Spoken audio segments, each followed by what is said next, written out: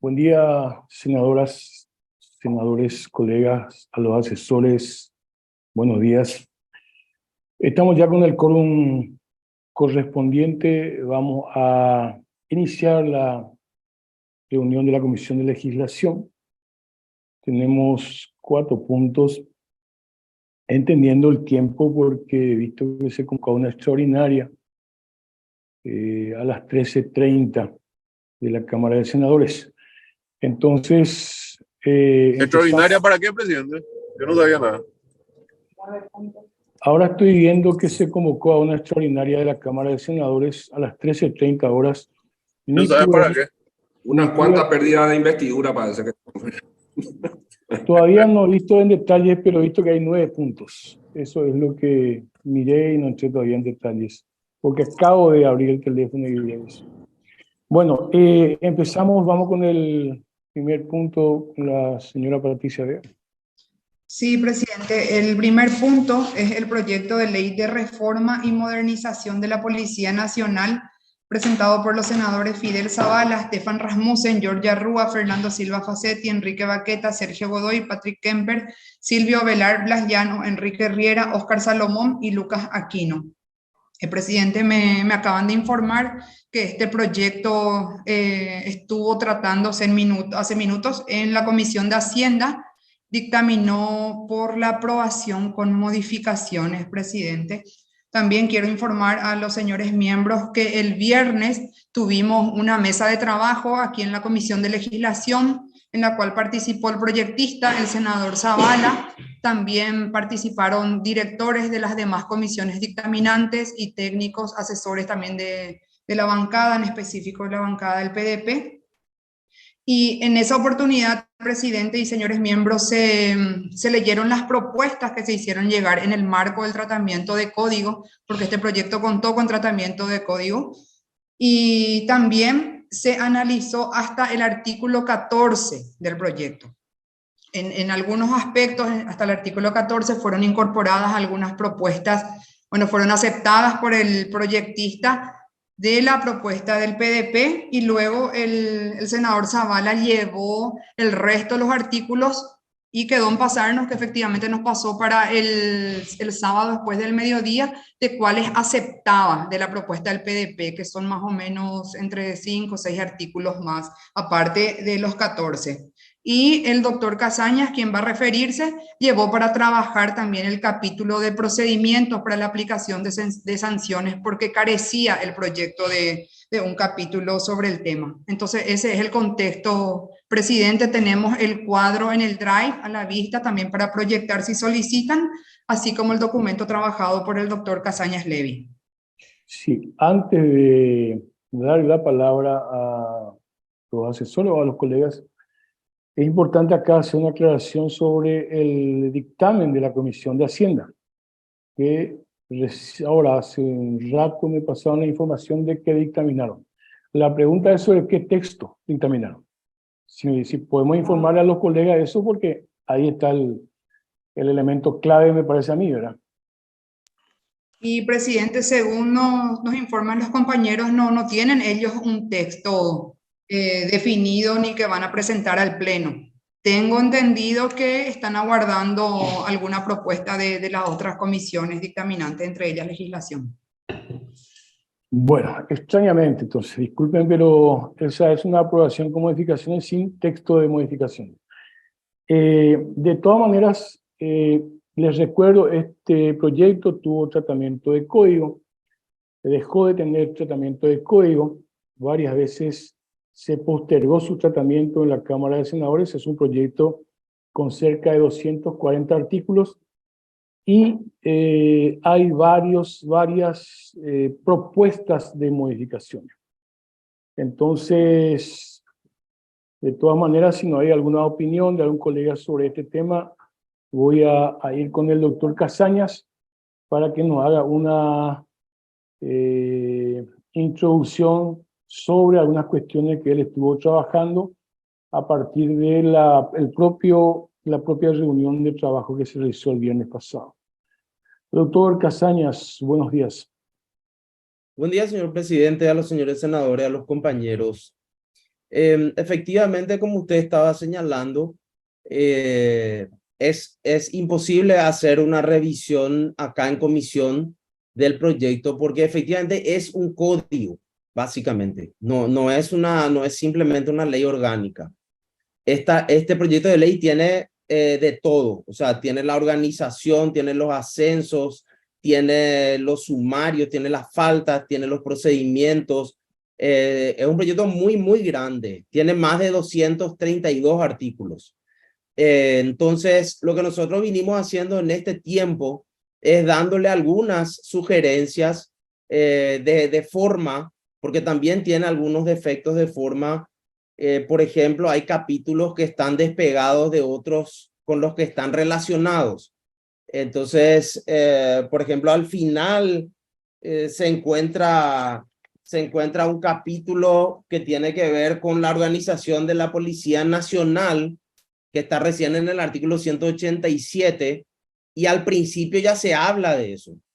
Entonces, eso debería ir arriba, o sea, tendría que estar organizado nuevamente. Fuera de eso, hemos sugerido algunas modificaciones importantes en la redacción en los primeros artículos, porque esos artículos como el artículo 6 y el artículo 7 son tal vez los más importantes de toda la ley, porque ahí es donde se hace referencia a las atribuciones de la policía en cuanto a realizar barreras, retener personas, pedir documentos, retener vehículos. Y nosotros hemos hecho una propuesta más restrictiva, no tan abierta como plantea el proyecto, por lo que ya sabemos que eso es una posibilidad de que se cometan arbitrariedades y la policía tendría la legitimación con el texto original. Nosotros hemos propuesto algunos ajustes ahí que nos parecen fundamentales. Entendemos que el artículo 7, por ejemplo, que es uno de los más importantes, le libera al oficial que realiza una orden ilícita, le libera a partir de la obediencia debida, pero la obediencia debida no es más aceptado en el mundo occidental como un argumento para liberarse de responsabilidad. Es decir, el superior le da una orden ilícita y porque el inferior está obligado a cumplir, está liberado de responsabilidad. Y eso ya no es aceptado ni en el sistema penal ni en ningún lado, ¿verdad? Y en la Constitución tampoco. Posteriormente, hay algunas cuestiones de forma, como por ejemplo al principio del proyecto, no se dice que empieza el título 1, directamente después va al título 2. Empieza el artículo 1 y le falta ahí título 1, ¿verdad? Después viene el título 2, que es la situación jurídica del personal policial. Hay aspectos que el PDP también trabajó y le había sugerido, la doctora Diana Vargas, le había sugerido algunas cosas que según dijo Patricia se aceptaron o no. Y en el régimen disciplinario, que es lo que nosotros aportamos también, incorporamos un procedimiento porque no había un procedimiento. Estaban previstas las faltas, las consecuencias, ¿verdad? Pero no estaba el procedimiento, o sea, cómo se iba a llevar adelante eso.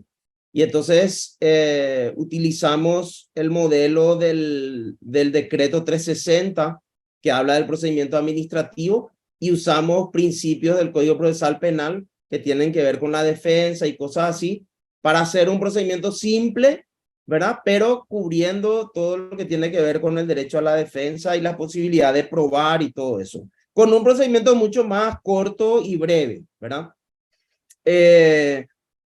Entonces, a mi criterio, señor presidente y señores senadores y senadoras, requiere aún de mucho trabajo este proyecto.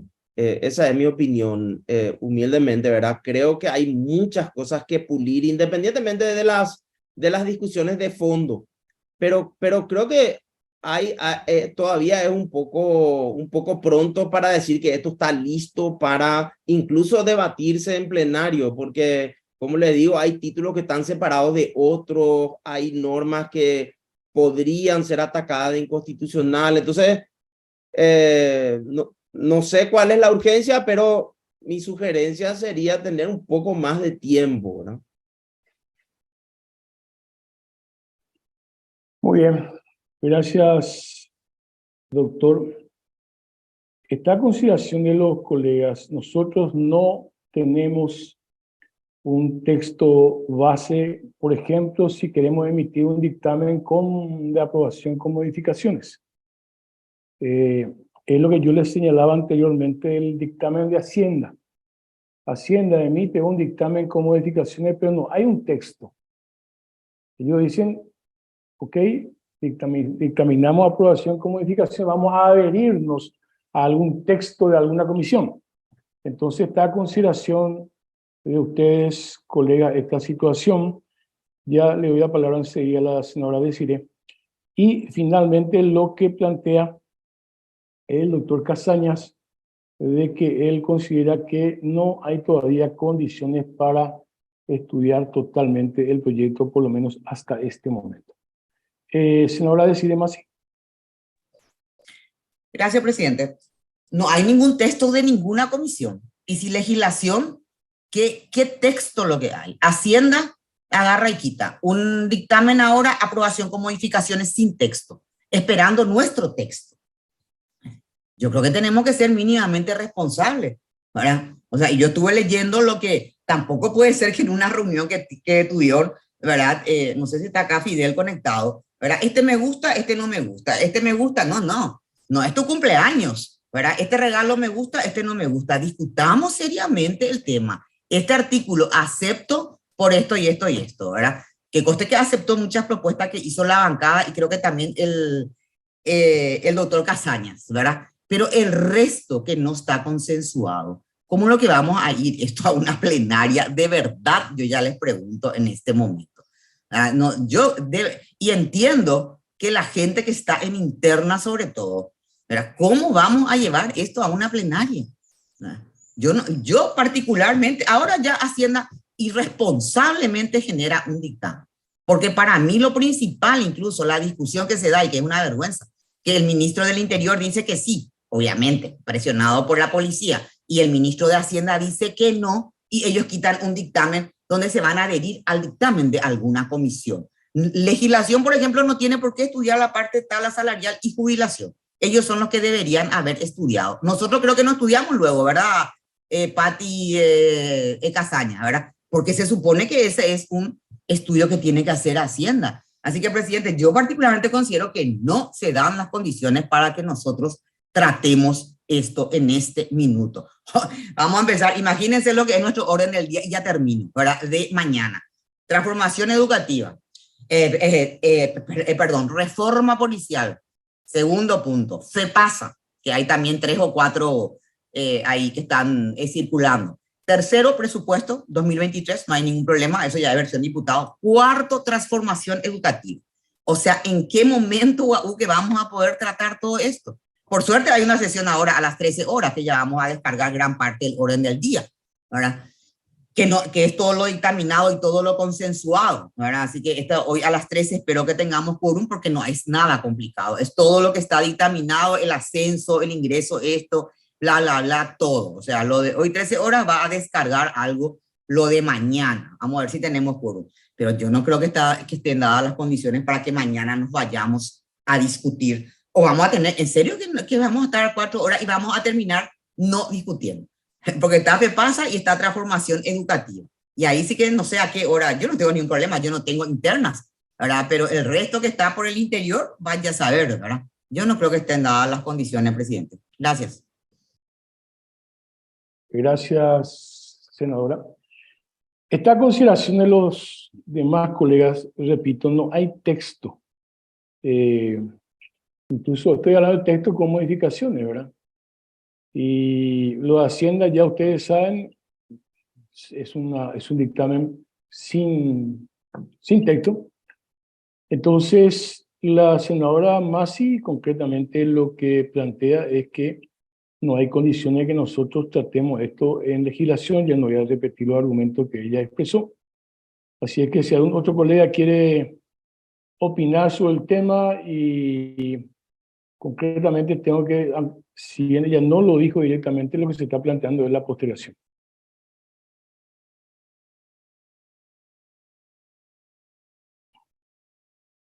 Sí, senadora, adelante. No, yo ya estoy votando por la postergación. Ah, perfecto. Bueno, voy a poner a consideración entonces la propuesta de la senadora Masi por la postergación de este proyecto de ley. Entonces, si pueden votar, por favor. Son tres votos por la postergación. Si alguien quiere dejar constancia su desacuerdo con la postergación. Creo que ninguno. Bueno, 3 votos entonces por la postergación, que es lo que plantearemos al Pleno. Siguiente punto. Sí, presidente, el siguiente punto es el mensaje 3041, por el cual remite el proyecto de ley que autoriza a la Administración Nacional de Navegación y Puertos a indemnizar extraordinariamente a funcionarios y obreros de la institución por el cese de operaciones del puerto de Asunción, según el decreto del Poder Ejecutivo número 10.320/2012, presentado por varios diputados. Este proyecto tiene a su cargo Francisco Viveros, presidente, y no cuenta con dictamen de la Comisión de Hacienda. Estaría venciendo el jueves 23 de marzo. Francisco, te escuchamos. Buenos días, señor presidente, señores senadores, compañeros. Bien, así como lo dice el acápite del proyecto, el disparador de esta propuesta es justamente el decreto número 10.320 del año 2012, por el cual se dispuso el cese de operaciones portuarias y aduaneras en el puerto de Asunción y demás medidas y acciones conexas al mismo. Dentro de ese decreto, específicamente en el artículo 1 y 4, se había dispuesto el cese de las operaciones portuarias y aduaneras en el puerto de Asunción, y se designó también a la Administración Nacional de Navegación y Puertos la posibilidad, la autorización de que pueda enajenar los bienes inmuebles que se encontraban asignados al puerto de Asunción, ya que en el predio del puerto se haría una obra que corresponde a las oficinas de gobierno. Entonces, a partir de este decreto, según lo dice la exposición de motivos, alrededor de 560 funcionarios y obreros de la Administración Nacional de Navegación y Puertos que estaban asignados al puerto de Asunción quedaron cesantes en sus funciones. Lo que dicen ellos es que se quedaron, digamos, deambulando por mucho tiempo en las instalaciones del lugar, sin tener ninguna motivación ni poder tampoco acceder a la carrera administrativa, lo que le haría a ellos acceder a mejores cargos, con mayor remuneración, etc. Eso también hizo que varios de los funcionarios tuvieran que irse a otras localidades, en algunos casos sin querer ir a estas localidades, y eso hizo que, según ellos, les hace merecedor de una indemnización extraordinaria.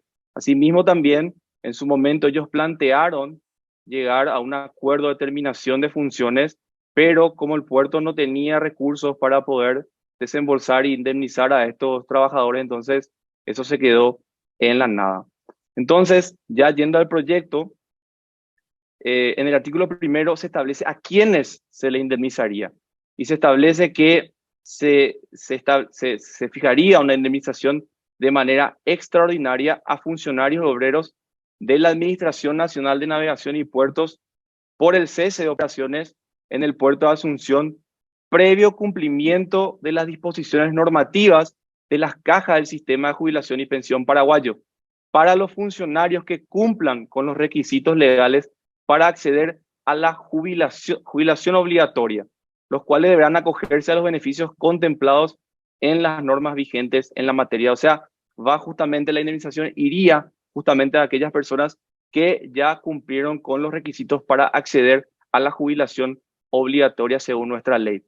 El quantum de la indemnización está en el artículo 2 y se establece que sería de 2 salarios percibidos por los trabajadores por cada año de antigüedad.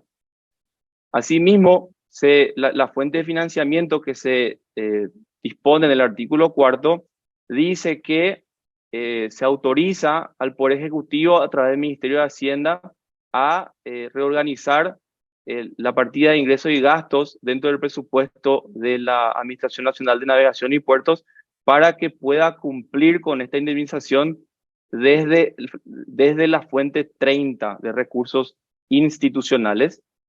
Y por último, se dispone que para aquellos indemnizados, para aquellos beneficiarios de esta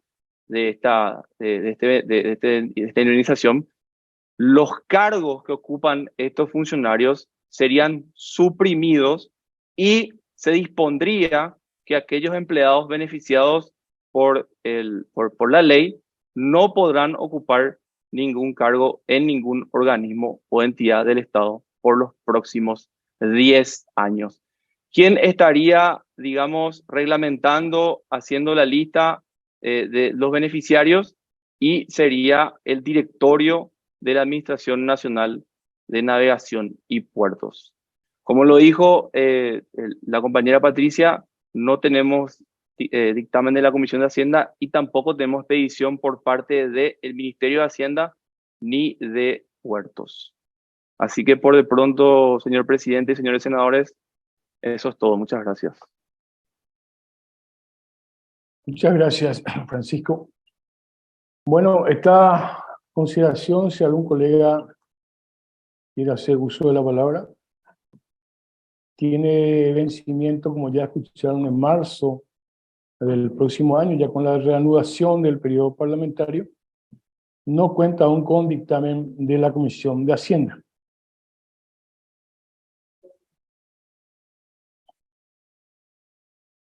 Bueno, si nadie quiere intervenir sobre el punto, voy a poner a consideración. Bueno, vamos a ir a votación entonces para tratar de emitir un dictamen. Quienes están de acuerdo con la aprobación de este proyecto, votar por favor.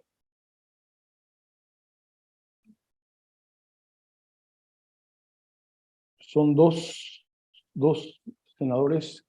¿Alguna otra postura con respecto a este proyecto? Voy a resolver en el pleno, presidente.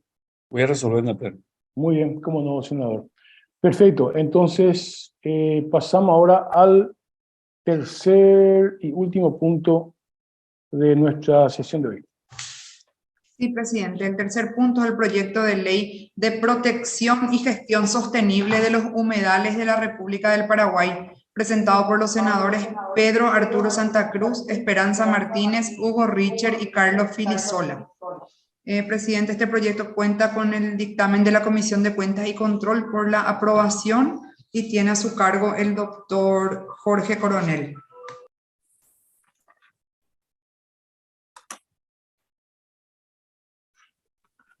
Doctor Coronel, adelante. Muchas gracias, señor presidente. Buen día a todos los presentes.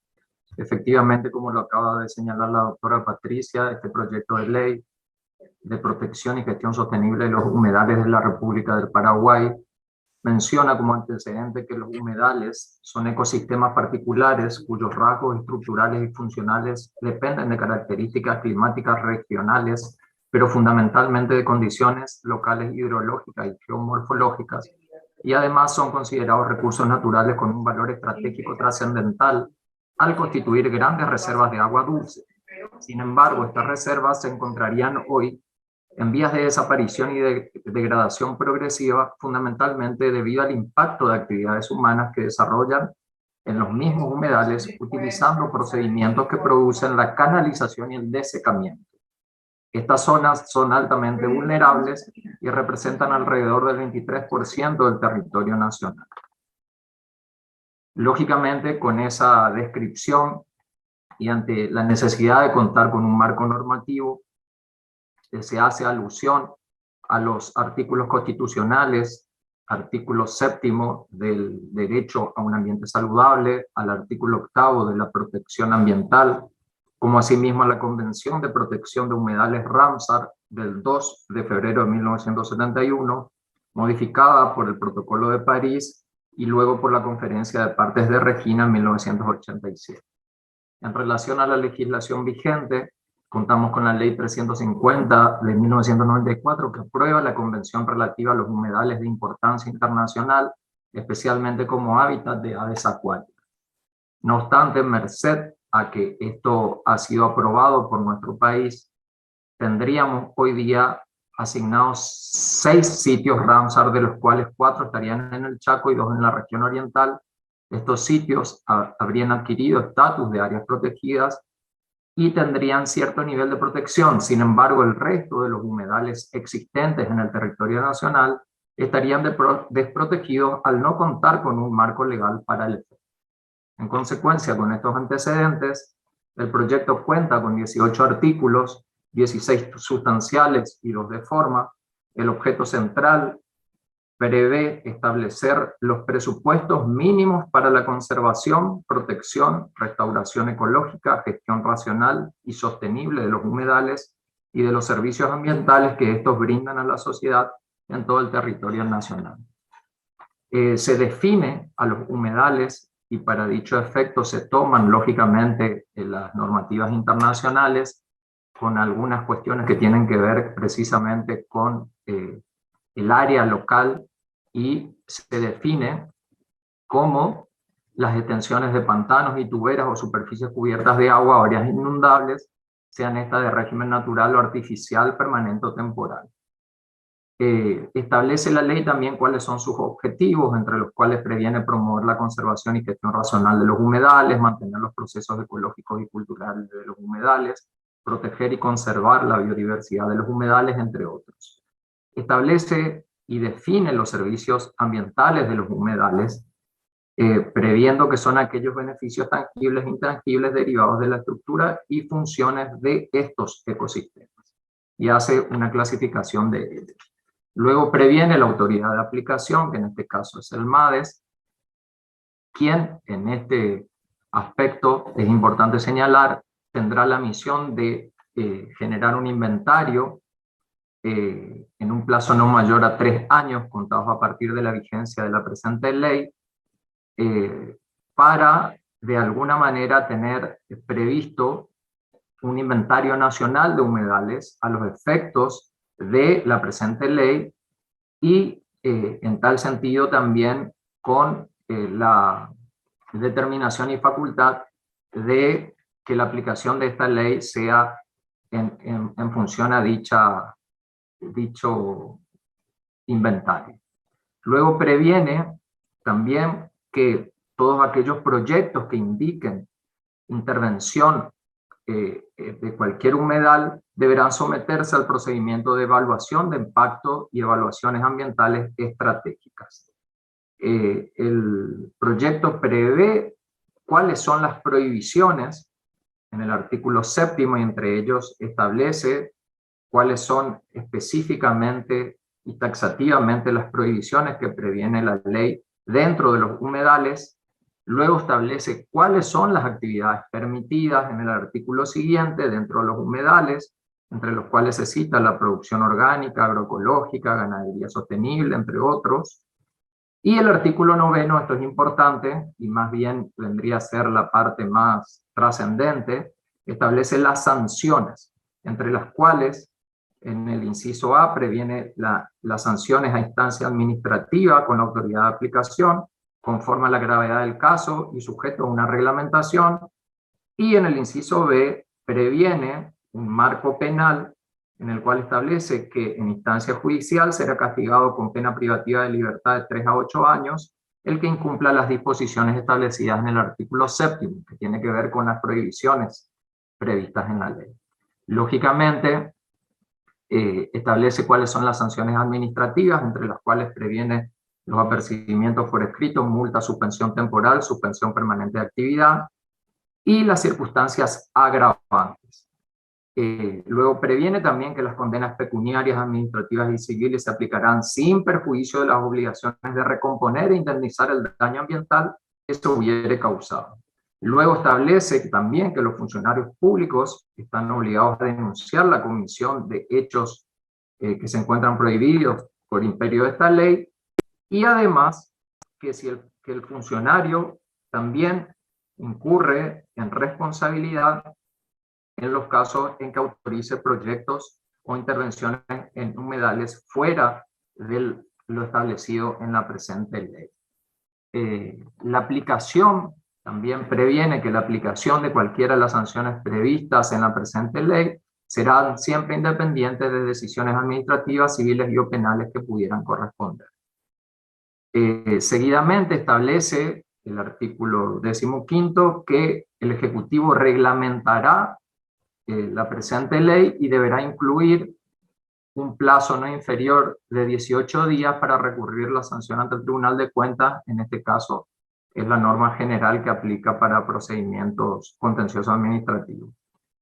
En el artículo 17 establece también que los municipios deben contemplar en los planes de ordenamiento territorial los planes de desarrollo sustentable o cualquier otra herramienta de ordenamiento territorial, así como en sus ordenanzas pautas establecidas en la presente ley para lograr la conservación de los humedales ubicados en su territorio. A partir de allí, el MADES deberá elaborar el inventario señalado de los proyectos de ejecución y con licencia vigente, para lo cual deberá realizar un corte, suspendiendo temporalmente el otorgamiento de licencias en las zonas de humedales hasta tanto culmine el inventario. El siguiente artículo es de forma, que se ha llevado una audiencia pública en la cual se han hecho exposiciones al respecto, y conforme ha dicho la señora directora Patricia, efectivamente cuenta con dictamen de aprobación de la Comisión de Cuentas y Control. Eso es todo, señor presidente, y me quedo atento ante cualquier duda o necesidad. Gracias, muchas gracias. Colega, esta consideración, si alguien quiere, senador Sergio Godoy.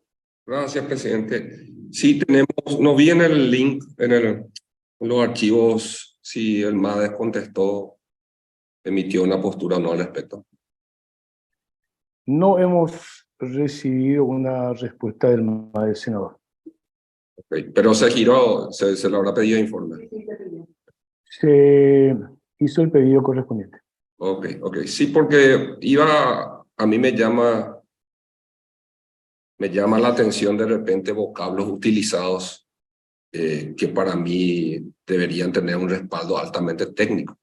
Acá el doctor Coronel al inicio de su posición habló de que uno de los motivos es la desaparición de humedales.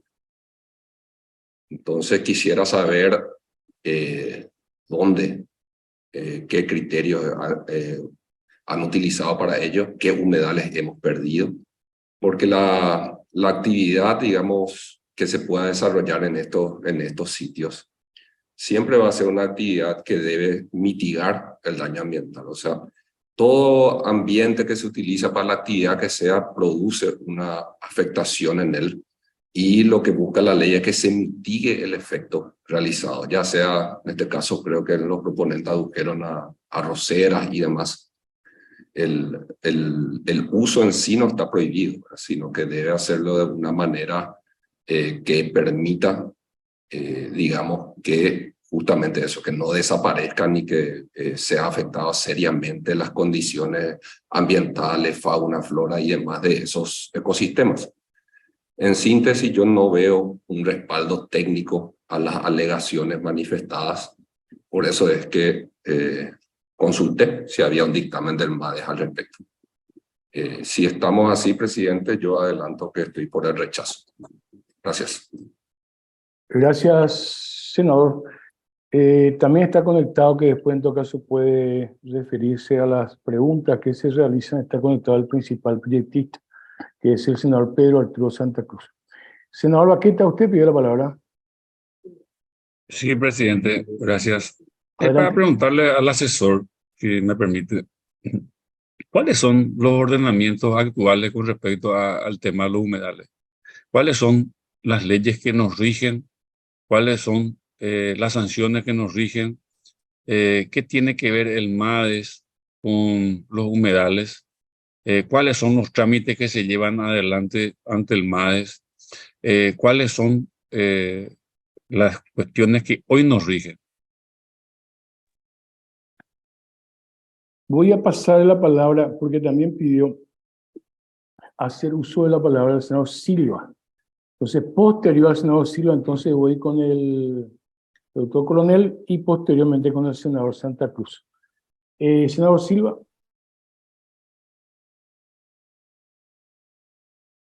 Gracias, presidente. No, y para el asesor también, ¿verdad? Esta es una ley que se hizo en particular con el caso de Villa Oliva Rice, en la ciudad de Villa Oliva, distrito de Villa Oliva, donde el colega Pedro Santa Cruz, que te va a hablar después y supongo que nos va a ampliar, denuncia el secado de humedales.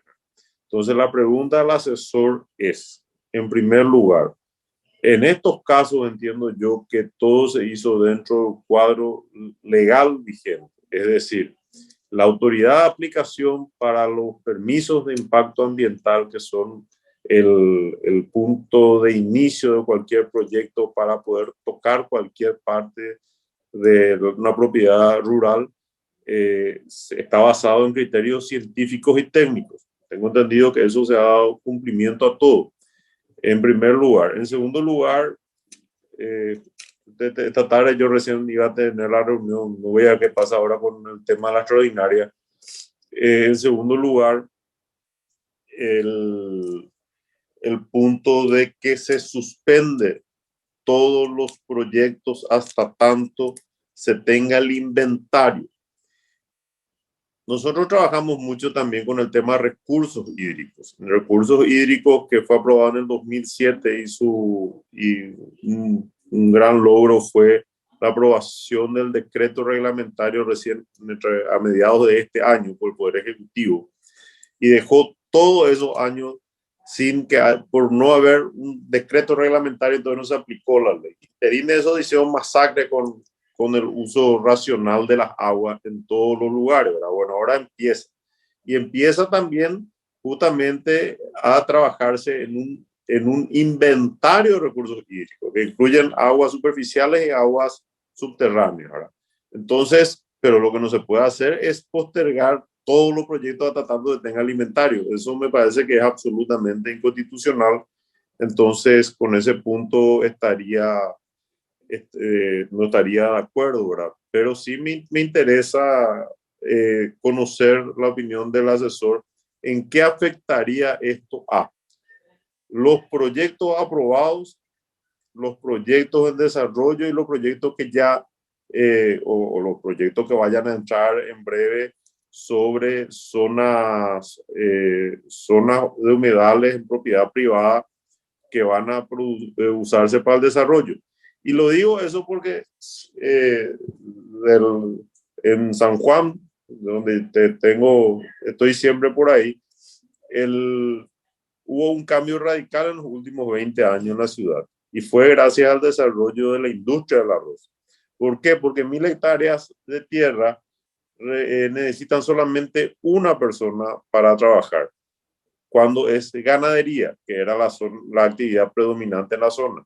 Y con la llegada de la industria del arroz pasaron a un promedio de 13 personas por hectárea, pues cada 1000 hectáreas contratadas en forma directa y un igual número de personas en forma indirecta, y realmente fue un desarrollo brutal porque la agricultura es la actividad que genera distribución de riqueza y no la ganadería en la zona. Entonces, obviamente, a la hora de tocar la industria del arroz, siempre y cuando se cumplan todos los requisitos legales establecidos, que fue un trabajo, nuestro marco legal ambiental es un trabajo de larguísima data y siempre mejorable en cuanto a los convenios que Paraguay suscribe, ¿verdad? Y lo hace en forma racional y proporcional a medida que van avanzando. Entonces, yo creo que pues, si afectara, como pretende uno de sus artículos, suspender los proyectos que están ya aprobados, que se están realizando y los proyectos que están en estudio, creo que ese artículo sería inconstitucional. Entonces, esa es mi consulta al asesor presidente. Gracias. Gracias a usted, senador. Doctor Coronel. Sí, señor presidente, cómo no. Bueno, voy a empezar a contestar las preguntas anteriores en relación a cuál es nuestro marco normativo. Lógicamente, nosotros contamos con la ley 352 del 94 de áreas silvestres protegidas. También contamos con la ley 1561 del 2000 que crea el Sistema Nacional del Ambiente, el Consejo Nacional del Ambiente y la Secretaría del Ambiente. La ley 96 del 92 de vida silvestre. La ley 583 del 76 que aprueba y ratifica la Convención sobre el Comercio Internacional de Especies Amenazadas de Fauna y Flora Silvestres. Y puntualmente en lo que hace a nuestra cuestión particular de humedales, tenemos la ley 350 del 94 que aprueba la Convención relativa a humedales de importancia internacional, especialmente como hábitat de aves acuáticas. Y dentro de este esquema también la ley 352 del 94 de áreas silvestres protegidas. En ese sentido, lógicamente, la autoridad de aplicación es el MADES y también contamos con la ley 716 del 96 que sanciona los delitos contra el medio ambiente.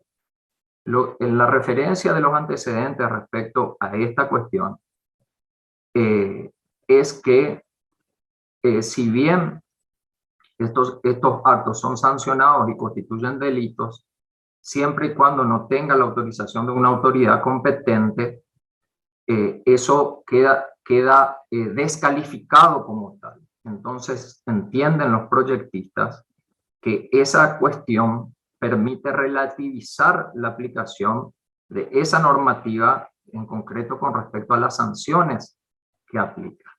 Y lógicamente también hay que tener presente que nosotros contamos, como lo señaló el senador Fernando Silva, con la ley 3239 del 2007, recientemente reglamentada, que tiene lógicamente capítulos y artículos que hacen mención a la definición conceptual de los humedales y de su importancia, pero según los proyectistas no se establecen prohibiciones o regulaciones para la protección de los mismos, mucho menos penalizaciones a los infractores. O sea, ese sería puntualmente el objetivo central de este proyecto.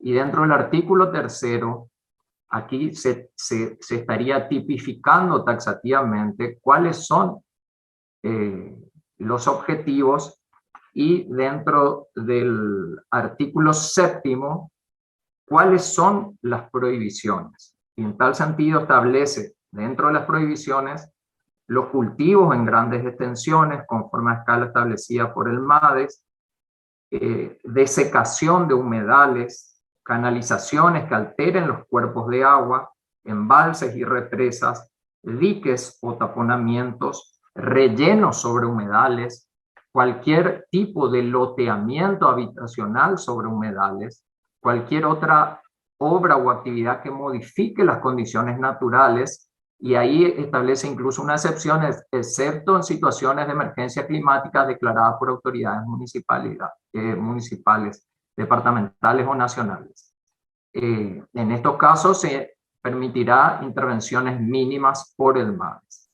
Luego prohíbe la caza comercial de animales silvestres, la introducción de semillas transgénicas en actividades agrícolas, la introducción de fauna y flora exótica, la quema de áreas de bosques y pastizales naturales, el uso de agroquímicos en cantidades y frecuencias nocivas para la flora y fauna del lugar dentro del entorno, pulverizaciones aéreas, vertido de efluentes industriales, agrícolas y domiciliarios, y vertido de cualquier tipo de residuo sólido. O sea, esas son puntualmente las prohibiciones.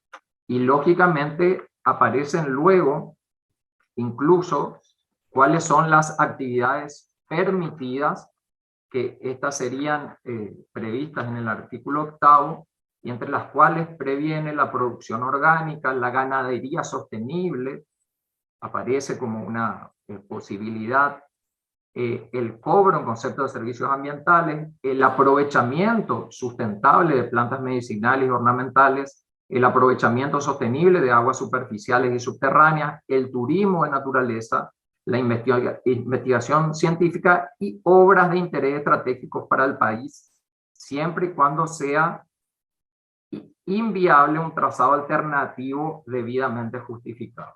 Eso es lo que hace a la cuestión de la aplicación concreta de esta normativa en relación a las prohibiciones y a las cuestiones que están permitidas. Y efectivamente, como lo señala tanto el senador Enrique Baqueta como el senador Fernando Silva, existe una norma que establece la obligación del MADES de elaborar un inventario de los proyectos en ejecución y con licencias vigentes, dice, para lo cual deberá realizar un corte, suspendiendo temporalmente el otorgamiento de licencias en las zonas de humedales hasta tanto culmine el inventario. O sea, entiendo yo que se refiere al otorgamiento, no de aquellas licencias que ya se encuentran lógicamente por el principio de retroactividad de la ley. Pero esta es la determinación, sería de una facultad y a su vez de una determinación concreta para poder establecer, por un lado, cuáles son aquellos humedales que aún no cuentan con esa determinación o esa descripción de dicha categoría, y por otro lado, establecer a partir de la aplicación de esta norma que aquellos proyectos de ejecución con licencia en ejecución y con licencia vigente deberá realizar un corte suspendiendo temporalmente el otorgamiento de licencia en zonas de humedales hasta tanto culmine el inventario. Allí habría que, entiendo yo, hacer una interpretación más acorde de esa normativa y ver si en el caso de considerar aprobarla, que sea más clara en ese sentido de que no puede alterar el principio de retroactividad de la ley para que no se torne inconstitucional. Bueno, muchas gracias. Senador Pedro Arturo Santa Cruz.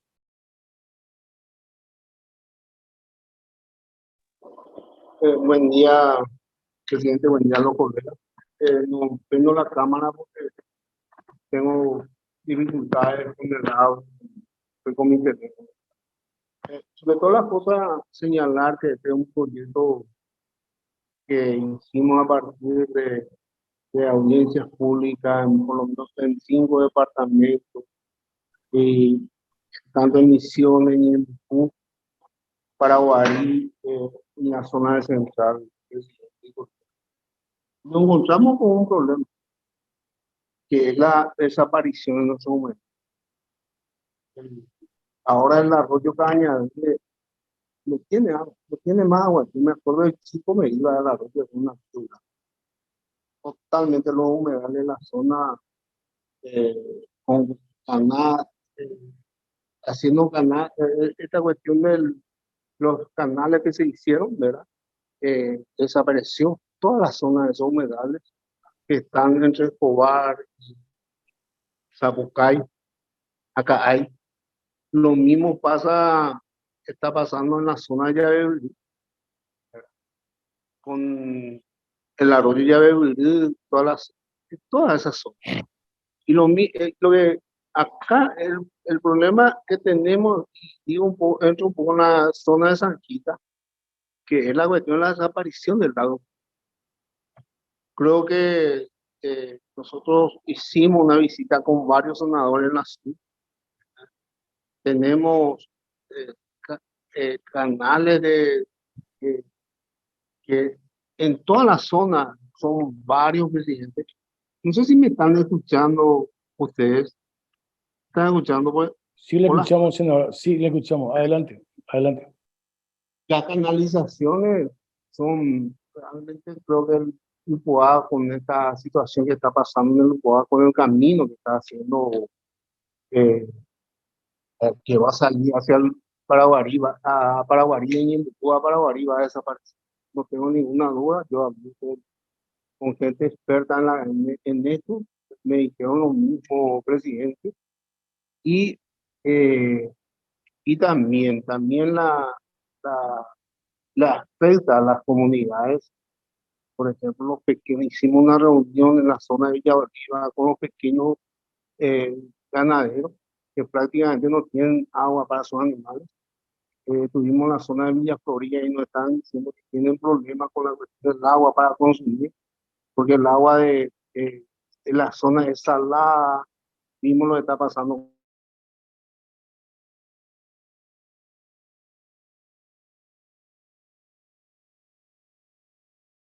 con los humedales en la zona ya, presidente. Y bueno, a partir de ahí surgió este proyecto de ley, ¿verdad? En este proyecto de ley le invitamos a varios especialistas, a varias organizaciones del medio ambiente, ¿verdad? Y también le invitamos a la academia, a las facultades, estuvieron participando en este proyecto de ley. También la gente de la zona, ¿verdad?, que aportaron para esto, presidente. Y en concreto, creo que esta ley de recursos hídricos, solamente en 2 artículos hace mención a los humedales, genéricamente. Genéricamente está la ley que fue la 350, si mal no me acuerdo, la cuestión, lo de Ramsar, también la ley de recursos hídricos, la ley de delitos ambientales, que prácticamente no tiene sanción, presidente, hasta depredación que están haciendo. ¿Qué es lo que en el fondo, el problema de fondo que tenemos acá? En general no hay una sanción, presidente. Si nos referimos a lo penal, solamente dice en una parte, ¿verdad?, de que si tiene licencia del MAES, no constituye delito. Creo que el artículo, lastimosamente estoy fuera de la oficina, presidente, y creo que es importante hacer el debate mañana sobre esto, ¿verdad? Y también que participen los compañeros. Nosotros vamos a traer nuestras posiciones, ¿verdad? Vamos a mostrar un poco los videos en qué situación están los humedales en Ñembucú, del Ipoá, y la posición que vamos a tener, por qué de la importancia de la aprobación de la ley de humedales, presidente. Creo que con lo que está pasando y con los vacíos legales que hay, presidente, creo que hasta el río Paraguay corre el tiempo por la desaparición de los humedales. Creo que económicamente va a afectar a nuestro país, ¿verdad? Si no tenemos más salida al mar, que es lo que el río Paraguay, económicamente afecta a las comunidades, pierden lo del turismo, pierden la ganadería, y una serie de cuestiones que es importante señalar, ¿verdad? Pero lo que me gustaría es tratar mañana, que hagamos un debate con los argumentos que se van ya ahí. Escuché ya al senador Silva Facetti, y podamos mañana en el plenario hacer el debate, y sobre todas las cosas sobre ese debate, que los compañeros definan sus posiciones en uno u otro sentido. Gracias, presidente. Gracias a usted. ¿Hay algún otro colega que quiera referirse a este proyecto? Si no, voy a poner a consideración, obviamente, la Cámara de Senadores, la Cámara de Origen del proyecto. Bueno, nadie más. Entonces, quienes están por la aprobación de este proyecto de ley, votar, por favor.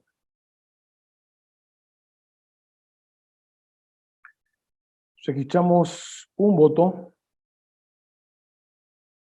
Y en el sentido contrario, quienes están en desacuerdo con este proyecto de ley, senador Godoy, senador Baqueta, 2 votos, Presidente, 3 votos, 3 votos. presidente, Sí, presidente, un ratito. Con el senador lo que Silva, con el senador Silva serían 3 votos. Senador Baqueta. Sí, yo no fue en vano que la otra vez planteé la postergación sine die, presidente. No es que yo, primero también ahora que aprovechando que está el compañero Pedro Santa Cruz, le vuelvo a pedir disculpas con respecto a ese tema. No me percaté realmente que no estaba ahí, le digo con toda sinceridad, pero yo creo, presidente, que todos los extremos no están bien, todos los extremos. Y esta ley es una cuestión que va al extremo. Entonces, ¿por qué yo le planteo? Es cierto lo que dice el compañero Santa Cruz, que tiene tiene mucho tiempo esto dando vuelta. Pero bueno, así se maneja nuestro Congreso en base a situaciones que se nos aproximan y tenemos tantas cosas encima que muchas veces postergamos cosas también que están ahí dando vuelta. Y bueno, hoy nos tocó mirar a profundidad esta cuestión. Y es por eso que yo planteé la otra vez eso, presidente. Y bueno, y si no se logra postergar, por lo menos mi voto es en contra. Y yo creo que esto va a afectar a la producción. Si llega a sancionarse este proyecto de ley, lógico que se va a ver afectada a la producción en la República del Paraguay, porque en todas las regiones toca este proyecto. Por eso que yo, con muy buen tino y con muy buena fe, planteé esa postergación. Pero bueno, mañana estaremos seguramente discutiendo este tema y le vuelvo a pedir a Pedro. Yo sé que él no quiere, perfecto, pero de frente le digo, vale la pena postergarte y hacer algo intermedio, algo que se pueda lograr. Yo sé que nadie quiere todo de ningún lado, ni las organizaciones en defensa de la ecología, ni tampoco los productores. Todos quieren todo. Pero nosotros justamente podemos ser los mediadores de ese todo.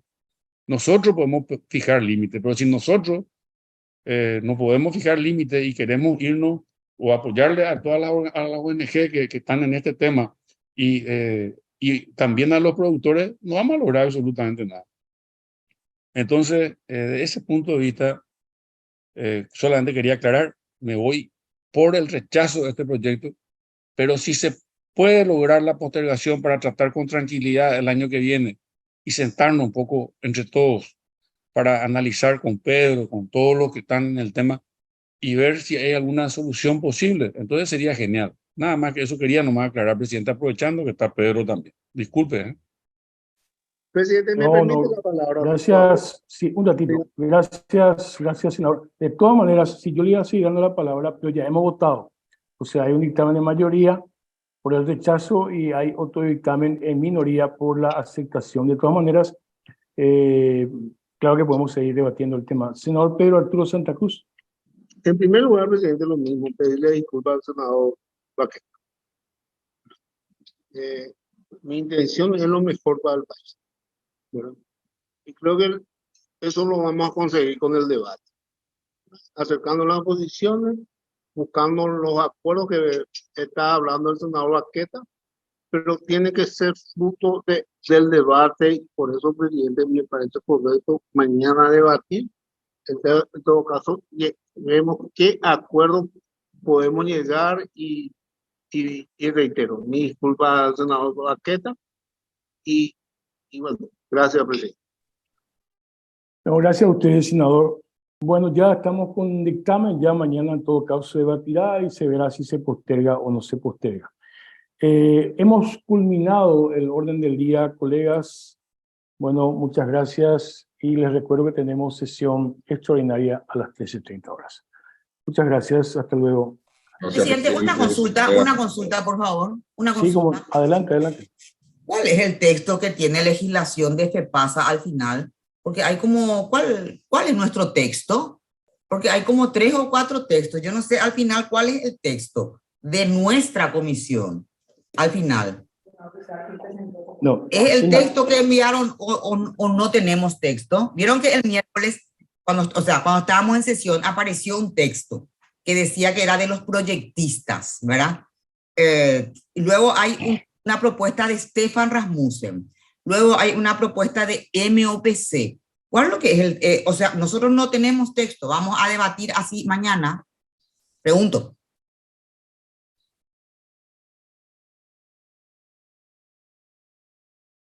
Tu micrófono, Hugo.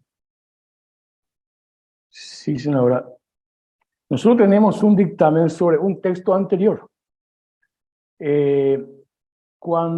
Después que nosotros hicimos ese dictamen, creo que habían dos dictámenes, creo que acá me pueden ayudar. Uno de aprobación con modificación y otro por el rechazo.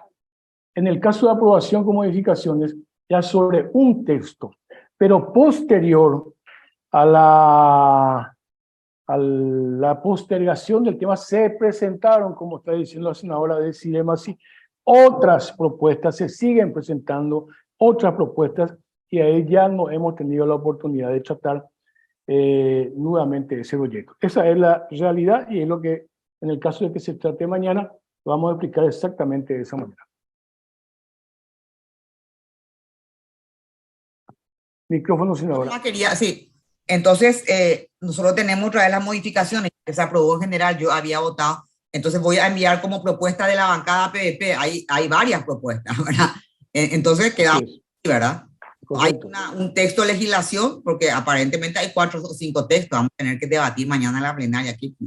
Pero bueno. Correcto, así mismo es, así mismo es.